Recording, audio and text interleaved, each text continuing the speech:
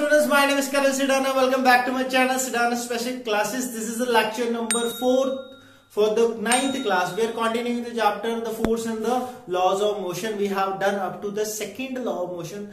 यहाँ तक अपने सेकेंड लॉ ऑफ मोशन कर लिया है. Now today we will continue the further the applications and some question for the second law of motion.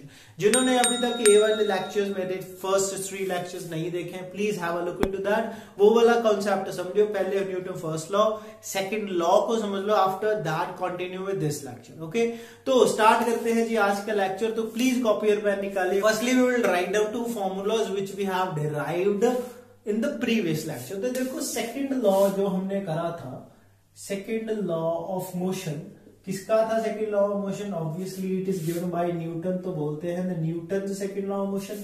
और Newton second law of motion में हमने 2 फॉर्मूलाज ड्राइव करे थे.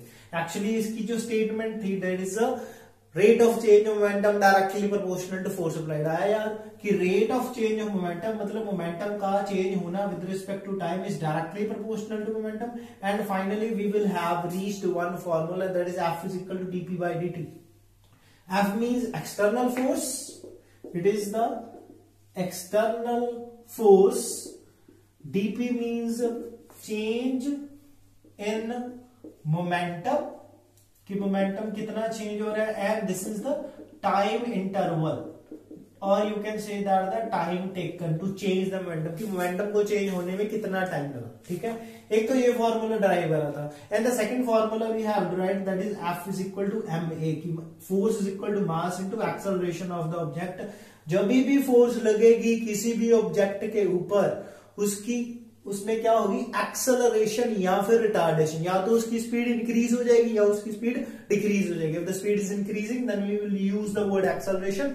If the speed is decreasing then we will use the word retardation. And the here a will become negative. ठीक है, जब velocity decrease होगी तो a will become negative, अगर इंक्रीज होगी तो a will become positive. These 2 formulas we have done. अब इन 2 formula के ऊपर we will do some application और some questions. ठीक है, ये वाले क्वेश्चन, इस 2 फॉर्मूला को ध्यान से देखो आप. अब जो मैं क्वेश्चन आपको बोलने जा रहा हूं, जो हम सिनेरियो करने जा रहे हैं, these are the based upon these formulas. ये वाली चीज आपको याद करनी है, लर्न करनी है. देखो फर्स्ट एग्जांपल की हम बात करते हैं कि अगर कोई भी फील्डर है और फील्डिंग कर रहा है on a cricket match, cricket match की बात कर रहे हैं कि एक फील्डर है, वो क्या कर रहा है? फील्डिंग कर रहा है. बैट्समैन ने क्या करा? एक शॉट मारा. बैट्समैन ने शॉट मारने के बाद the fielder is catching the ball. जब वो बॉल कैच करता है फील्डर, ही ऑलवेज बिलो हिज हैंड, वो अपने हैंड को क्या करता है? बैकवर्ड कर लेता है, पीछे कर लेता है. द रीजन इज वाई, वो ऐसा क्यों करता है? इसका आंसर छुपा है इन दिस फॉर्मूला. देखो ध्यान से, F is equal to dp by dt, rate of change momentum per unit time. आपने इस फॉर्मूला में से ये चीज याद रखनी है कि जो फोर्स है it is directly proportional to change in momentum, कि इसका तो डायरेक्ट रिलेशन है with change in momentum. And inverse relation with time, मतलब जितना टाइम इंटरवल ज्यादा लगेगा, जितना टाइम ज्यादा लगेगा उतनी फोर्स क्या होगी? कम. जितना टाइम इंटरवल ज्यादा उतनी फोर्स कम. बट अगर टाइम इंटरवल बहुत शॉर्ट हुआ, मतलब मोमेंटम जो चेंज एकदम से कर गया, अगर एकदम से मोमेंटम चेंज करेगा with very short time interval, then the force will be large. सीधी सी बात है, अगर इनवर्स रिलेशन है, अगर टाइम बहुत कम होगा then the force will be large, अगर टाइम बहुत ज्यादा है then force will be small. ये तो बात आपको समझ आती है. तो देखो, जब भी फील्डर कैच करेगा बॉल को, then he lower his hand, वो अपने हैंड को क्या कर लेता है? लोअर कर लेता है, पीछे कर लेता है. अगर पीछे करेगा then the time gap will increase और डिक्रीज, तो टाइम ज्यादा लगेगा. अगर टाइम ज्यादा लगेगा the time interval is increasing, then the force will decrease. अगर फोर्स डिक्रीज हुई then the fielder will not get hurt, वो हर्ट नहीं होगा, उसके हाथ के ऊपर चोट नहीं लगेगी या उसका हाथ ज्यादा नहीं दुखेगा. This was the answer of the first question. ठीक है, ध्यान से आपने ये बात अच्छे से अपने दिमाग में बिठा लेनी है कि जब भी टाइम इंटरवल इंक्रीज होगा तो फोर्स क्या होगी? डिक्रीज. ठीक है, this was the first question. Second question करते हैं हम. सेकंड सिनेरियो होते हैं कि जब भी हम कोई ग्लास का मटेरियल या फिर चाइना डिश के कुछ भी मटेरियल होते हैं जिसको चीनी के मटेरियल्स बोलते हैं, अगर इनको ट्रांसपोर्ट करते हैं, while transporting the glass material from one place to another, the box is filled with the straw, straw तूड़ी, याद है ना। क्वेश्चन आता है कि क्यों उसको स्ट्रॉ के साथ क्यों फिल्ड करते हैं। स्ट्रॉ का मतलब मैंने आपको बताया हुआ है कि स्ट्रॉ का मतलब क्या होता है, इट इज अ तूड़ी, it is called in Punjabi तूड़ी, ठीक है। और sometimes some papers are used, tissue paper या कुछ पेपर्स की कटिंग यूज कर देते हैं for the transporting the glass material inside the box. अब क्वेश्चन आता है कि क्यों ये यूज क्यों करते हैं, इसका आंसर इसी में छुपा हुआ है, इस फॉर्मूले में, फर्स्ट फॉर्मूले में। ज्यादातर क्वेश्चन के जो आंसर है वो फर्स्ट फॉर्मूले में छुपे होंगे and we will use the second formula for the numerical purpose basically, ठीक है। तो देखो, अगर जो ग्लासेस के मटेरियल होते हैं, जो या जो चीनी के बर्तन होते हैं, वाइल ट्रांसफरिंग देम, वो क्या होते हैं actually, these are the fragile. Fragile मैं स्पेलिंग लिख देता हूं, फ्रेजाइल। फ्रेजाइल का मीनिंग क्या होता है, they can break, they can break, मतलब वो टूट सकते हैं, एक दूसरे में कोलाइड करते हैं, दे कैन ब्रेक, वो फ्रेजाइल होते हैं। अगर टूट जाएंगे तो हमारा फायदा होगा नहीं जी, हमारा तो नुकसान होगा। सो वाइल ट्रांसफरिंग देम, कि वो ब्रेक ना हो, इनके बीच में स्ट्रॉ लगा देते हैं या न्यूज़पेपर की कटिंग लगा देते हैं। क्यों, अगर वो एक दूसरे के पास भी आएगा तो उसमें से क्या होगा, टाइम इंटरवल विल इंक्रीज, क्योंकि पेपर में से या टिश्यू पेपर में से या स्ट्रॉ से वो जब नजदीक आएंगे, नजदीक आने के लिए उनको कुछ ना कुछ टाइम लगेगा। मींस उनका जो मोमेंटम वो एकदम से चेंज नहीं होगा, they will need some time, उसमें कुछ ना कुछ टाइम इंटरवल लगेगा। If the time interval is large then the force will small, तो उनके ऊपर फोर्स ज्यादा नहीं लगेगी।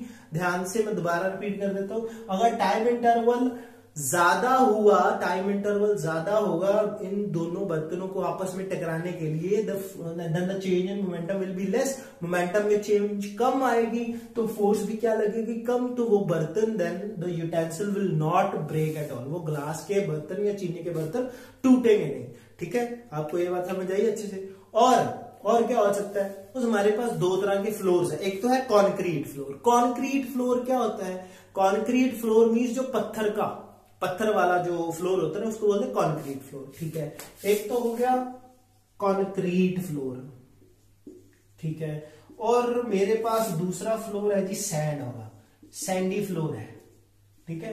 तो क्वेश्चन है कि इन दोनों फ्लोर में से, concrete floor and the Sandy floor, अगर कोई भी बंदा, कोई भी बंदी, कोई भी इंसान इन दोनों फ्लोर के ऊपर गिरता है, देन किस फ्लोर पर ज्यादा चोट लगने के चांसेस है, तो आंसर है जी कंक्रीट फ्लोर के ऊपर ज्यादा चोट लगने के चांसेस है। क्यों, क्योंकि अगर सैंडी फ्लोर पे गिरेगा तो चोट नहीं लगती। क्यों नहीं लगती, the answer is in this formula. जब सैंडी फ्लोर के ऊपर गिरेगा, then while touching the floor, while touching the ground level, means कुछ ना कुछ टाइम इंटरवल लगेगा, टाइम इंटरवल इंक्रीज होगा, क्योंकि रेत या जो सैंड है, सॉइल है, वो थोड़ी सी बिखर जाएगी, then it will take some time. अगर टाइम ज्यादा लगेगा तो मोमेंटम चेंज धीरे धीरे होगा ना। अगर मोमेंटम चेंज धीरे धीरे होगा then the force will become less. बस आपको ये वाला रिलेशन याद रखना है कि ये इनवर्स रिलेशन है। टाइम इंटरवल इंक्रीज होगा in case of the Sandy floor, if the time interval increase and the force will decrease, तो हर्ट इस पे नहीं ज्यादा होगा, इस पे ज्यादा होगा कॉन्क्रीट। अगर कॉन्क्रीट फ्लोर पे क्यों ज्यादा होता है हर्ट,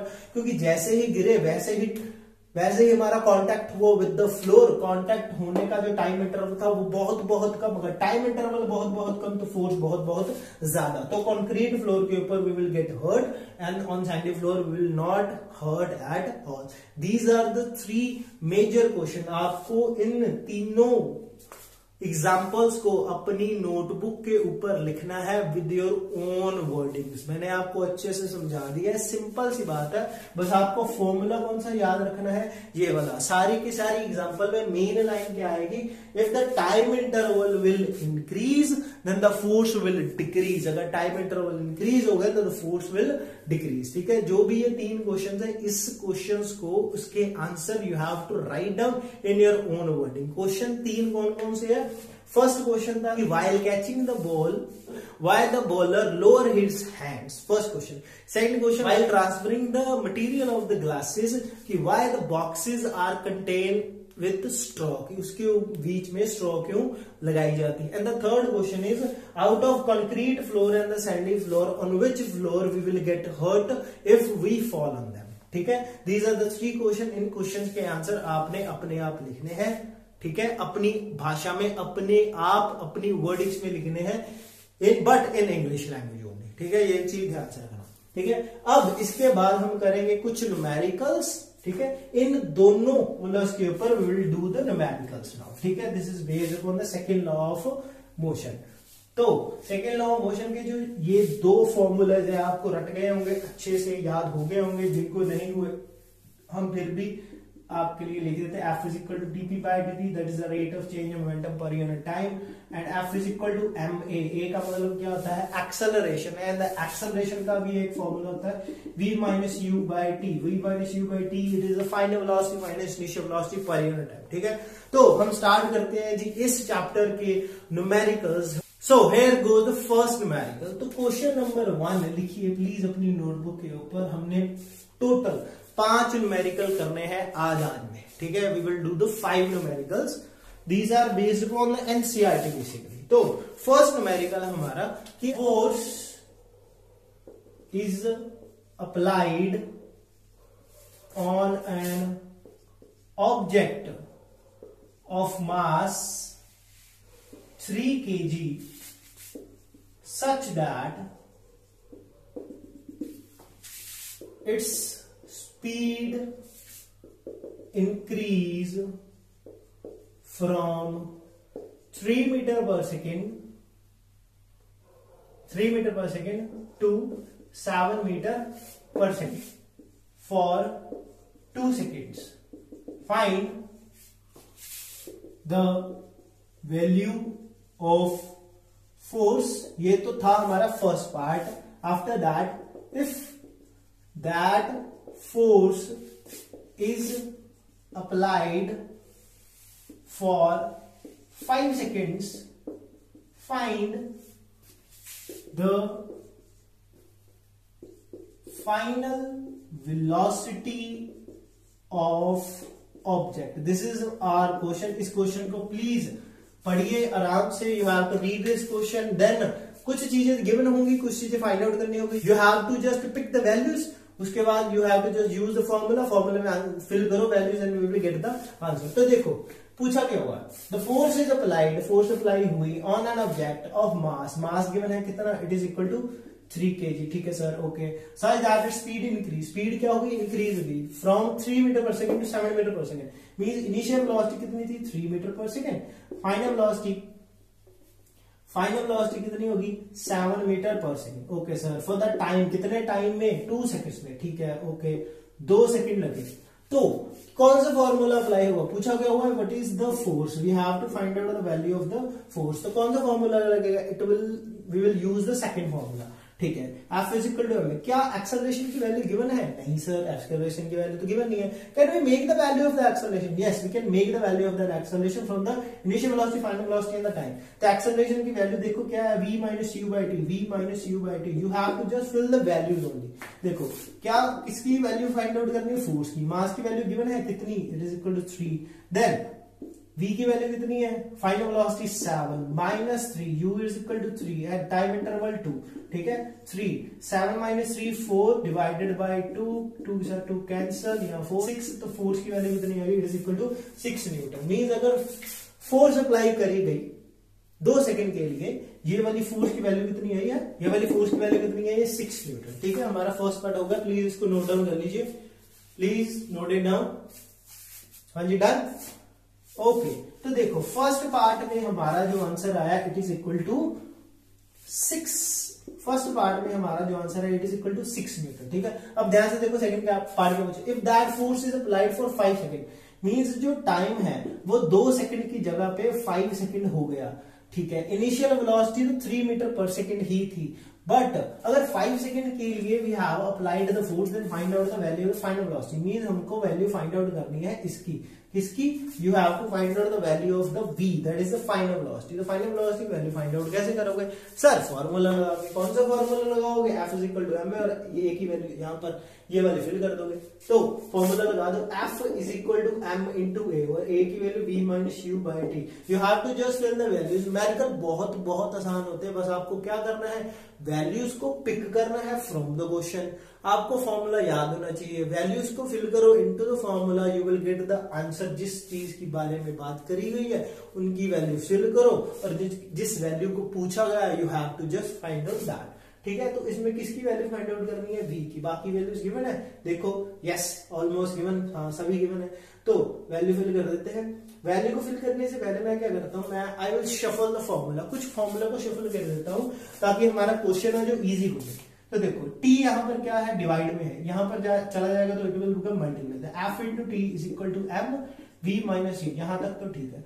अगर m यहाँ पर मल्टीप्लाई है, मल्टीप्लाई है ना, इट इज ब्रैकेट मल्टीप्लाई, अगर m को यहाँ पर कर दो इट विल बिकम डिवाइड, तो f into t divide by m is equal to v minus यू। अब वैल्यू फिल कर देता हूँ, वैल्यू फिल करता हूँ। देखो f कितना 6, कितने टाइम के लिए, the time is 5 seconds, the time is 5, mass कितना है 3, it is equal to v minus u कितना है, इट इज इक्वल टू 3। ठीक है, क्या कुछ कट हो रहा है, 3 के साथ ये 6 कट हो गए, 2, that is 2 into 5 it will come 10 is equal to v minus 3, तो 3 यहां पर आ जाएगा प्लस में, इट इज इक्वल टू 13। तो फाइनल वेलोसिटी की वैल्यू हमारे पास आ चुकी है 13 मीटर पर second is equal to final velocity. This is the second part, तो प्लीज नोट इट डाउन, इसको नोट डाउन कर लो।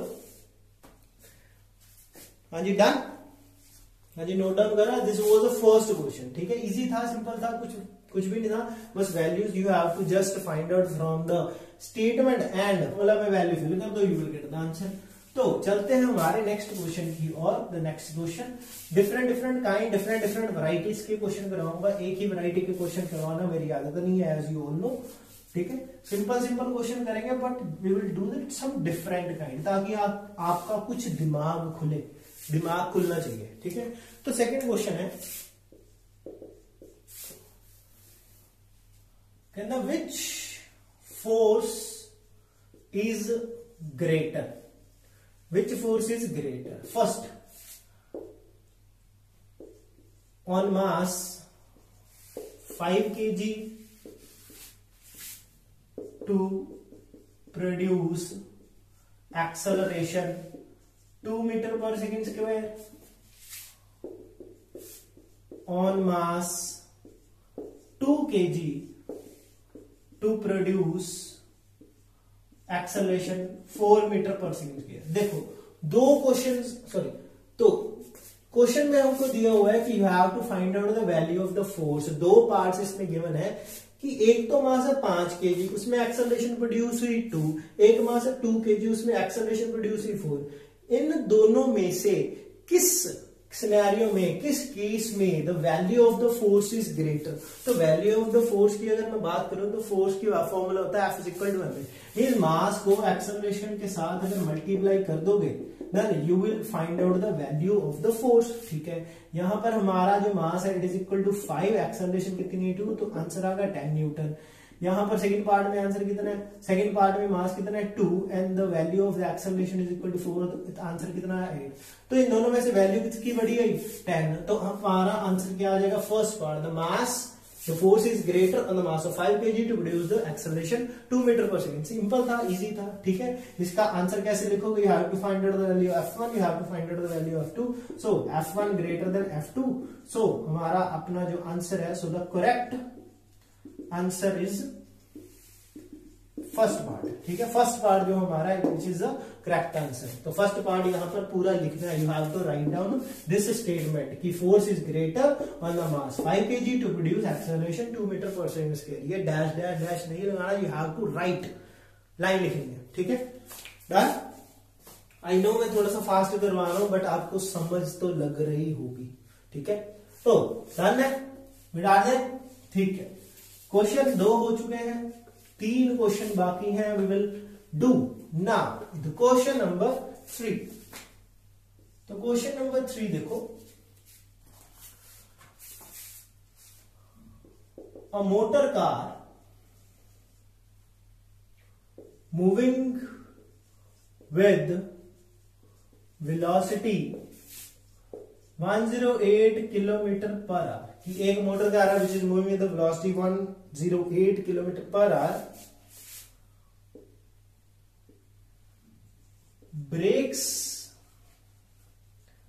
brakes were applied and it come to rest in 4 second की brakes को अप्लाई किया करा and it come to the rest in the 4 second. Find out the force exerted if mass of motor car with the passengers is 1000 kilogram. तो देखो question की statement को ध्यान से पकड़ो, क्वेश्चन की स्टेटमेंट को ध्यान से पढ़ो. सिंपल है, बहुत इजी है. देखो motor car moving with the velocity 108 kilometre per our, मतलब जो मूव कर रही थी it is the initial velocity 108 kilometre per our. ठीक है सर, ओके.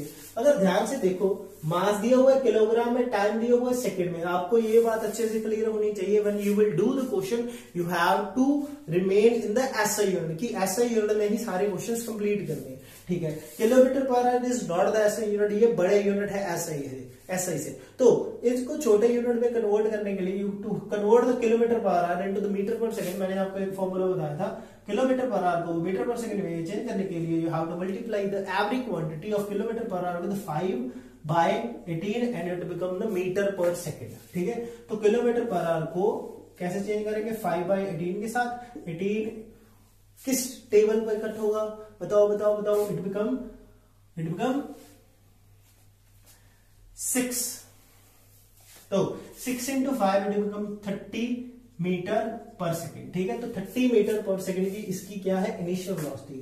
तो देखो अप्लाई करी brake, it come into rest. Rest means final velocity become 0 metre पर second in 4 second. Means time कितना लगा? 4 सेकेंड. ठीक है, you have to find out the value of the force. Find out the value of the force exerted. ठीक है, force की value find out करनी. और क्या दिया? The mass of the motor car is 1000 kg. ठीक है, सारी वैल्यूज गिवन है. You have to just fill the values in that formula. F is equal to m into a और a is equal v minus u by t. Force find out करनी है, find out कर देते हैं. देखो मास कितना? 1000. Final velocity कितनी? 0. Initial velocity कितनी? 30. 108 नहीं भरनी, कितनी भरोगे? 30 मीटर पर second divide by t that is 4. हमने मीटर पर सेकेंड में क्यों करा? Because the time is given in the seconds. ये कितने गिवन है? किलोमीटर. ये किसमें गिवन है? किलोमीटर पर आवर में. सो मीटर पर सेकंड में रखा, ये भी सेकंड में और ये भी सेकंड में. ठीक है, ध्यान से ये वाली बात अच्छे से अपने दिमाग में डाल लो. ठीक है, कि हमेशा जब भी आपने क्वेश्चन सॉल्व करना है you have to solve that question in SI unit. तो बस हो गया जी. 1030 इज इक्वल टू -30. अब मेरे भाइयों 1000 में से 30 को माइनस मत कर देना, क्योंकि this is in the multiply, this is 4. ठीक है, तो हम कट कर देते हैं इसको. कैसे कट करोगे? इट बिकम 10 और 4 कट करोगे तो कितना आएगा? 250 को मल्टीप्लाई करोगे तो आंसर बिकम 7500 माइनस न्यूटन. तो देखो अपना आंसर आया -7500 न्यूटन, -7500 न्यूटन आया है. अपना आंसर -7500 आया. तो कईयों के दिमाग में घंटी बजी होगी कि सर फोर्स नेगेटिव में आ रही है. क्या फोर्स नेगेटिव में भी हो सकती है? The answer is yes. तो फोर्स नेगेटिव में हो सकती है. क्यों हो सकती है? क्योंकि फोर्स क्या है? एक वेक्टर क्वांटिटी है. वो किस डायरेक्शन में अप्लाई करेगी वो डिपेंड करता है. देखो -7500 न्यूटन आंसर आया. मींस जब मोटर कार की अगर बात कर रहे हैं, ब्रेक्स अप्लाई करी तो ब्रेक्स अप्लाई करी into the opposite direction of motion. अगर ये वाला मोशन है तो इसके ऑपोजिट डायरेक्शन में फोर्स अप्लाई हुई है. So the answer is negative. क्यों? मोशन के ऑपोजिट डायरेक्शन में इट इज द फोर्स. ठीक है, answer is this one -7500 Newton. Please note it down. इसको नोट डाउन कर लीजिए. हाँ जी, 3 क्वेश्चन हो गए हैं. बहुत फास्ट करा रहा हूं, आई नो दैट. हाँ जी, डन. 3 question are done. तो चलते हैं जो अपने नेक्स्ट क्वेश्चन की तरफ.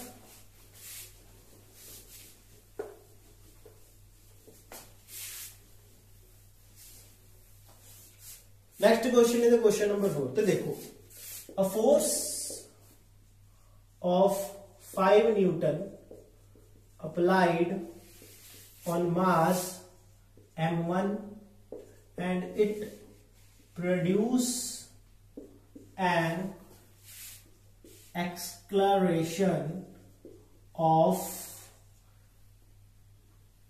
10 meter per second square.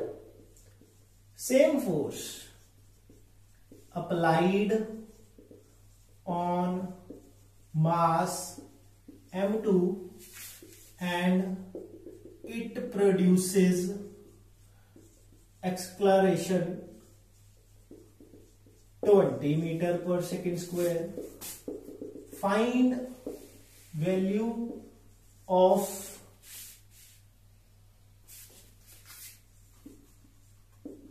acceleration कि find out the value of the acceleration if same force applied when masses are tied together. ये है जी हमारा question. Please read the question, ध्यान से रीड करो क्वेश्चन को, फिर देखते हैं इसका आंसर कैसे निकलेगा. देखो फोर्स कितनी है 5 न्यूटन की, मीन हमने फोर्स लगानी है कितनी 5 न्यूटन की. Applied on the mass m1. अगर m1 के ऊपर पता नहीं m1 कितना है, अगर ये वाली फोर्स m1 के ऊपर अप्लाई करी तो एक्सेलरेशन प्रोड्यूस हुई विच इज 10 मीटर पर सेकंड स्क्वायर गिवन है. ठीक है, अगर यही फोर्स 5 न्यूटन अप्लाई हुई किसी मास m2 के ऊपर पता नहीं जो, उसमें एक्सेलरेशन प्रोड्यूस हुई 20 मीटर पर सेकंड स्क्वायर. ठीक है, ओके. m1 भी नहीं पता, m2 भी नहीं पता, पर क्वेश्चन में पूछा कि find out the value of acceleration if the same force applied when mass are tied together. Means कि अगले केस में, थर्ड केस में मास को हमने जोड़ दिया, सेम फोर्स अप्लाई करी, तो उस मासेस में जब जोड़ने के बाद जो मास आया उसके ऊपर जब फोर्स अप्लाई करी, what will be the value of acceleration. तो फाइंड आउट करना the value of the acceleration. Acceleration की वैल्यू फाइंड आउट करने के लिए you have to find out firstly mass. तो देखो फाइंड आउट करोगे, F is equal to m, ये वाला फॉर्मूला पता है, F1 is equal to m1 a1, तो F is equal to m2 a2. F की वैल्यू तो सेम ही है which is equal to 5 newton, तो 5 लिख देते हैं. 5 is equal to m1 into 10.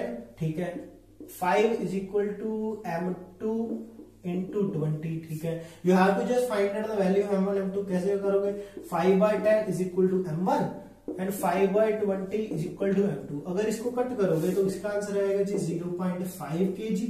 ठीक है, इसका आंसर अगर कट करोगे रहेगा 0.25 kg. It is equal to m2. ठीक है, ये आएगा जी 0.5, ये आएगा 0.25. ठीक है, हाँ ओके. अब m1 की वैल्यू हमारे पास आ चुकी है, m2 की वैल्यू हमारे पास आ चुकी है. ठीक है, m1 कितना आया यहाँ पे लिख देता हूं मैं. m1 is equal to 0.5 kg and m2 is equal to 0.25 kg. सबसे पहले यहां तक नोट डाउन कर लो, यहां तक नोट डाउन कर लो वीडियो पॉज करके. m1 और m2 की वैल्यू हमने फाइंड आउट कर ली.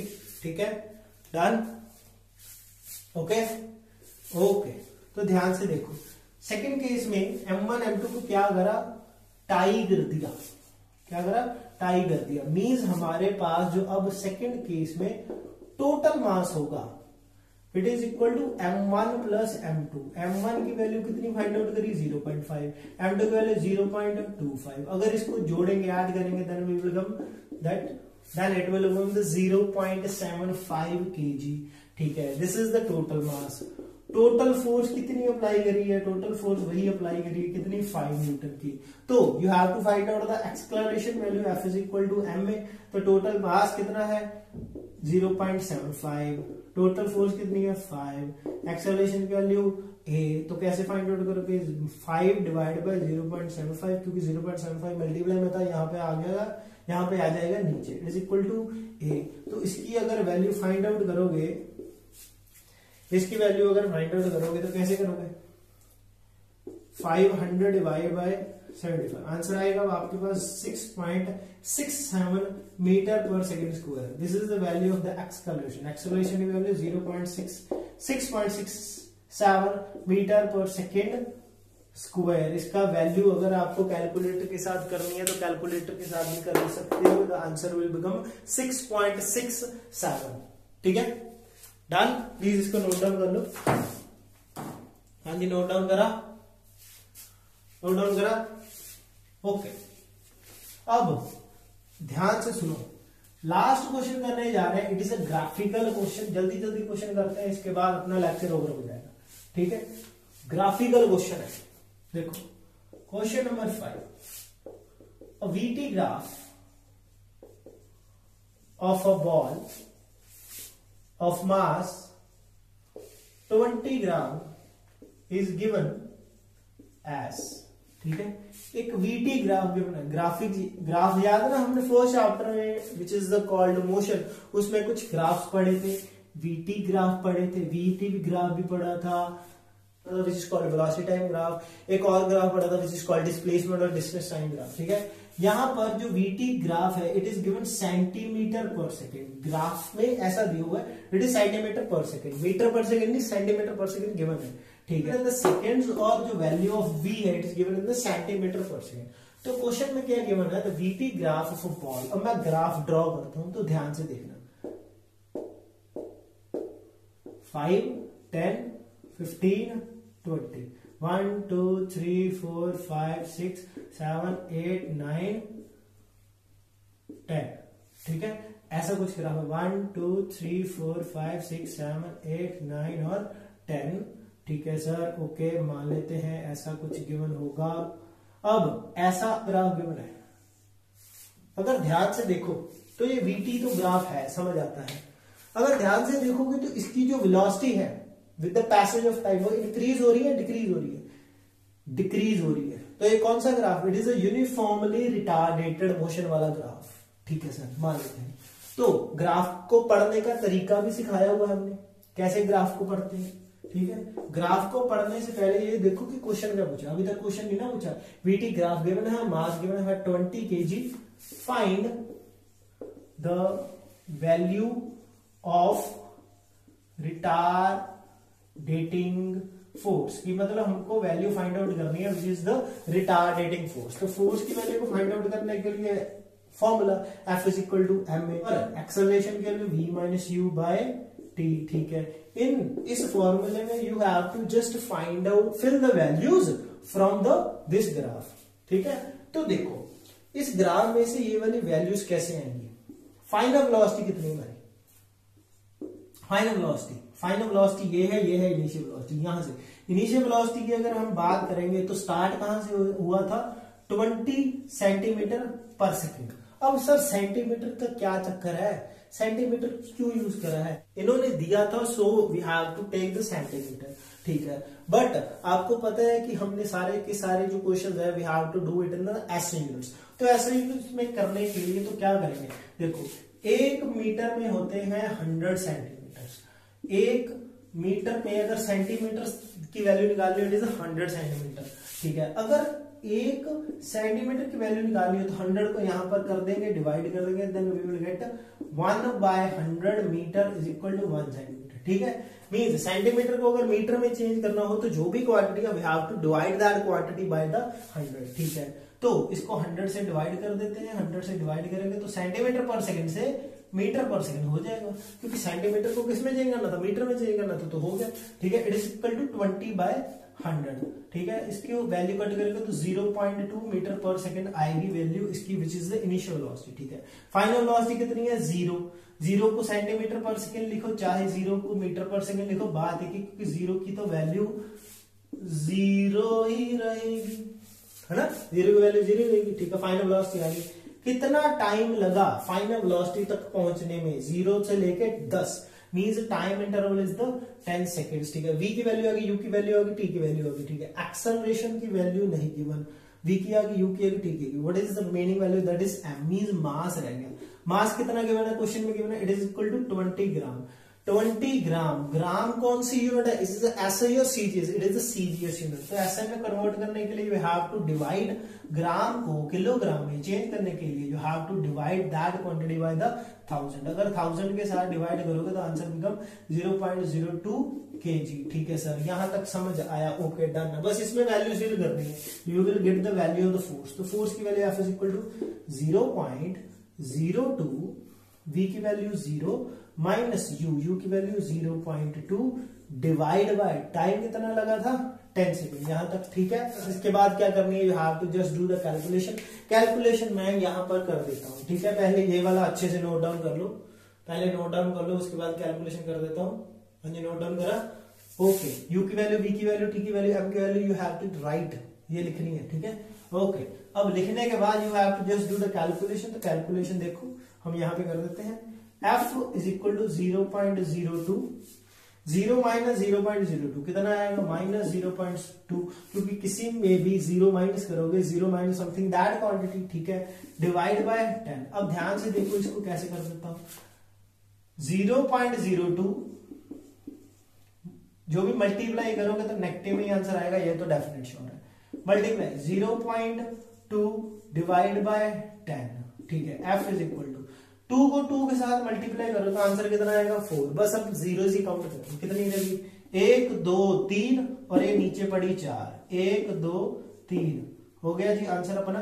तो f is equal to minus 0.0004 newton, ये वाला एग्जैक्ट आंसर आएगा, चाहे कैलकुलेटर के साथ कर लेना। देखो 0.02 मल्टीप्लाई 0.2, इसका अगर आंसर फाइंड आउट करोगे तो 0.004 आएगा, ठीक है। और एक जीरो हमने फिर निकालनी है, 1 2 3 और 4, 1 2 3 4, ठीक है, बिल्कुल ओके आंसर है जी, करेक्ट है। प्लीज बस यहां तक आप प्लीज नोट डाउन कर लीजिए। These are the 5 quick question, जल्दी जल्दी हमने क्वेश्चन किए थे। बस आज के लिए हम इतना ही रखते हैं, बहुत क्वेश्चन हो गए, हमने 3 थ्योरेटिकल क्वेश्चन कवर करे, we have covered 5 numericals with this formula. This is the entire lecture of the second law of motion. यहां तक सेकंड लॉ ऑफ मोशन हमारा कंप्लीट हो चुका है। प्लीज इस वीडियो को शेयर करिए। नेक्स्ट वीडियो में हम करेंगे, we will start the third law of motion, Newton वाला, ठीक है जी। Share this video to your friends, stay fit, stay healthy, make your notes properly, stay at home. My name is Karan Sidana, signing off. I will see you in next lecture. I hope you will doing absolutely fine. Until bye bye, Shabba khair.